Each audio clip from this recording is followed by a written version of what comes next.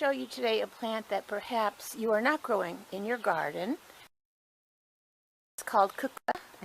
It is a gourd. You can tell by the white flowers. It's not a squash. It's an edible gourd. It looks like a cucumber when it's growing. We have one here, but it's eaten like a zucchini. Now they can get up to 20 inches long. I've heard some people say eat them at 6 inches. Some say let them get full grown and fully ripe.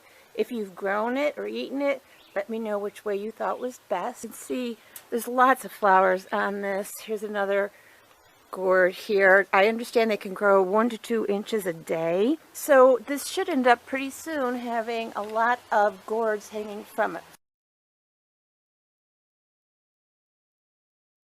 Let's try the cucuzza with a little hummus. Looks good. Ooh, chewy cookies. Nice. It's good.